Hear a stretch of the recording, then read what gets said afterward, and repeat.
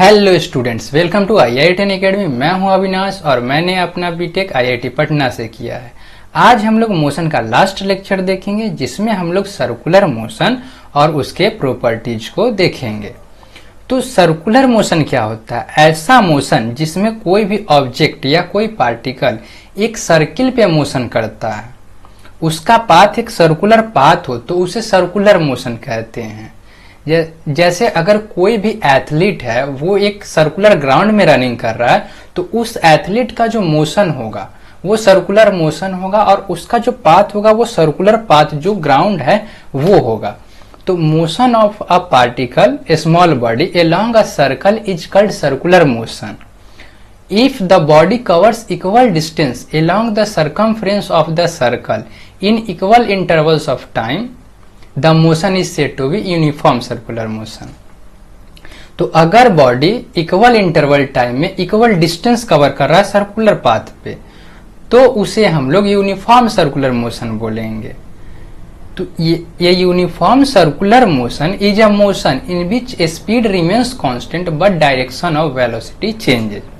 तो second point को हम लोग समझते हैं कि अगर यूनिफॉर्म सर्कुलर मोशन है फिर भी जो बॉडी की वेलोसिटी है उसकी डायरेक्शन चेंज होती रहती है और उसे हम लोग एक्सेलरेटेड मोशन बोलते हैं। जैसे अगर कोई पार्टिकल इस ट्रायंगल पे मोशन कर रहा है A, B, C, तो पार्टिकल B से स्टार्ट करता है, वो C तक जाता है, C पे फिर अपना वो डायरेक्शन चेंज करता है, फिर A तक जाता है, फिर से A पे अपना डायरेक्शन B की तरफ चेंज करता है और B तक आता है। तो अगर कोई पार्टिकल ट्रायंगुलर पाथ पे अपना मोशन कर रहा है तो वो 3 टाइम्स अपना डायरेक्शन चेंज करता है। वैसे ही कोई ऑक्टागन है तो इस पर अगर पार्टिकल यहाँ से स्टार्ट करती है तो यहाँ तक जाएगी, फिर यहाँ से डायरेक्शन चेंज करेगी, यहाँ तक आएगी, यहाँ से डायरेक्शन चेंज करके यहाँ तक आएगी और फिर से डायरेक्शन चेंज करके एक स्ट्रेट लाइन पे यहाँ तक आएगी, फिर से डायरेक्शन। तो ऐसे ऑक्टागन पे पार्टिकल 8 टाइम्स अपना डायरेक्शन चेंज कर रहा है। अगर हम लोग हेक्सागन पे देखें तो पार्टिकल 6 टाइम्स अपना डायरेक्शन चेंज करेगा, तो यहाँ 6 टाइम्स चेंज करता है। तो कोई भी पॉलीगन हो उसमें जितने साइड्स हैं उतने टाइम्स पार्टिकल अपना डायरेक्शन चेंज कर रहा है। तो सर्कल भी एक पॉलीगन है जिसमें इनफाइनाइट नंबर ऑफ साइड्स हैं। तो हम लोग कह सकते हैं कि सर्कल पे किसी पार्टिकल का इनफाइनाइट नंबर ऑफ टाइम्स उसका डायरेक्शन चेंज होता है। तो अगर पार्टिकल यहाँ से स्टार्ट करे, जो पोजीशन A है इसको हम लोग B बोलते हैं, C बोलते हैं एंड इसको D बोलते हैं। तो जब पार्टिकल A पे होगा और B के तरफ जा रहा होगा वो एंटी क्लॉकवाइज मोशन करता है। तो जब वो B के तरफ जाएगा तो उसकी जो वेलोसिटी की डायरेक्शन होगी वो कहीं इधर होगी। जब वो पार्टिकल यहाँ होगी तो उसकी वेलोसिटी की डायरेक्शन इधर होगी, जब B पे होगी तो इधर होगी, जब C पे होगी तो इस तरफ होगी।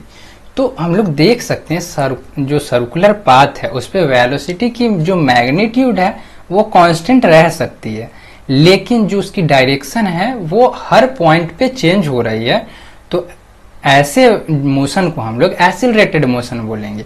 इसमें जो वेलोसिटी की मैग्नीट्यूड है वो चेंज नहीं होती लेकिन डायरेक्शन चेंज हो रही है। और एक्सेलरेशन क्या होती है? Acceleration equals change in velocity upon time. तो यहाँ वेलोसिटी की मैग्नीट्यूड चेंज नहीं हो रही लेकिन उसकी डायरेक्शन चेंज हो रही है, तो वेलोसिटी में चेंज आ रही है और टाइम के साथ वो चेंज हो रही है। तो यहाँ पे एक्सेलरेशन होगी जिसे हम लोग सेंट्रीपिटल एक्सेलरेशन बोलते हैं। तो circular motion, uniform circular motion में वेलोसिटी की मैग्नीट्यूड कांस्टेंट रहती है और उसकी डायरेक्शन चेंज होती रहती है, जिसे हम लोग एक्सेलरेटेड मोशन कहते हैं। नेक्स्ट है हमारा difference between uniform linear and uniform circular motion. तो हमारा जो लिनियर मोशन था और हमारा यूनिफॉर्म सर्कुलर मोशन है, तो उन दोनों में डिफरेंस क्या है? तो जो यूनिफॉर्म लिनियर मोशन था उसमें डायरेक्शन चेंज नहीं होता था, the direction of motion does not changes. और जो सर्कुलर, जो हमारा यूनिफॉर्म सर्कुलर मोशन है, इसमें मोशन का जो डायरेक्शन है वो कंटिन्यूअसली चेंज होते रहता है। वैसे ही यूनिफॉर्म मोशन जो था उसमें एक्सिलरेटेड नॉन एक्सिलरेटेड मोशन होता था, और यहाँ जो है यूनिफॉर्म सर्कुलर मोशन में उसमें मोशन एक्सिलरेटेड होता है, इसमें एक्सिलरेशन की वैल्यू 0 होती थी। नेक्स्ट है रेडियन। तो रेडियन क्या होता है, तो एंगल प्लेन एंगल को मेजर करने के लिए हम लोग एक यूनिट का यूज करते हैं जिसे रेडियन बोलते हैं। तो रेडियन क्या होगा, तो अगर कोई सर्कुलर पाथ है उस पे कोई पार्टिकल है वो ए से लेकर के बी तक जाता है, और ये जो लेंथ है आर्क का जो लेंथ है वो एल है, तो हमारा एंगल क्या होगा, ये एंगल हमें फाइंड करना है कि इस एंगल की वैल्यू क्या होगी रेडियंस में। तो हम लोग करेंगे angle theta equals L upon R, जहां एल की जो वैल्यू होगी वो होगी arc length and R equals radius of circle. और इसी थीटा को हम लोग एंगुलर डिस्प्लेसमेंट भी बोलते हैं। Theta equals angular displacement. तो an angle in radian is equal to the length of the arc subtending by the angle divided by the radius of the circle. अब कोई पार्टिकल ए से B तक जाता है तो वो कितना डिस्टेंस कवर करता है, ये आर्क लेंथ एल और उसकी रेडियस आर है। तो हम लोग अगर थीटा फाइंड आउट करना हो रेडियन में तो हम लोग करते हैं theta equals L by R, arc length length of the arc of the circle upon radius of the circle. अब हम लोग देख सकते कि ये थीटा जो आएगी हमारी रेडियंस में आएगी, तो 1 रेडियन इक्वल्स कितना होगा, 1 रेडियन इक्वल्स व्हाट। जैसे हम लोग देख सकते हैं अगर कोई पार्टिकल एक सर्कल पे मोशन करता है और वो कंप्लीट सर्कल को पूरा करता है, जैसे ए से स्टार्ट करता है और फिर से मोशन करके वो ए तक आ जाता है, तो ऐसे में पार्टिकल की जो डिस्प्लेसमेंट है या डिस्टेंस है वो कितनी हो जाएगी, आर्क लेंथ यहाँ पे एल की वैल्यू कितनी हो जाएगी, L equals 2 pi R and radius equals R. तो थीटा की वैल्यू हो जाएगी 2 पाई आर अपॉन आर, तो यहां से आ जाएगी 2 पाई। तो अगर कोई भी पार्टिकल कंप्लीट सर्कल पे अपना मोशन करता है, 1 राउंड पूरा करता है, तो वो 2 पाई रेडियंस का एंगल सबटेंड करता है। तो थीटा इक्वल्स 2 पाई इक्वल्स 360 डिग्री, तो पाई इक्वल्स 360 अपॉन 2, तो 180 डिग्री। तो यहां हमारा हो जाएगा pi radian equals 180 degree and 1 radian equals 180 upon pi. तो 1 रेडियन की जो वैल्यू होती है वो होती है 180 डिग्री अपॉन पाई। तो यहां से पाई की वैल्यू पुट करके हम लोग 1 रेडियन की वैल्यू कैलकुलेट कर सकते हैं। और जो थीटा होती है वो हमारी एंगुलर डिस्प्लेसमेंट होती है। नेक्स्ट हम लोग देखते हैं एंगुलर वेलोसिटी ओमेगा। ये जो साइन है इसे हम लोग ओमेगा बोलते हैं, और जो एंगुलर वेलोसिटी है उसकी यूनिट रेडियन पर सेकेंड होती है।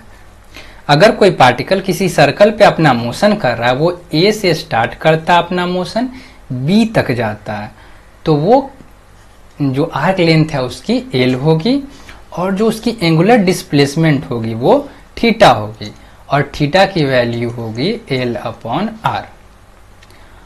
यहां से हम लोग एंगुलर वेलोसिटी फाइंड करेंगे। तो एंगुलर वेलोसिटी क्या होती है, it is defined as the angular displacement per unit time. तो ओमेगा की वैल्यू हो जाएगी थीटा अपॉन टी, और थीटा की वैल्यू कितनी होती है, एल अपॉन आर टी।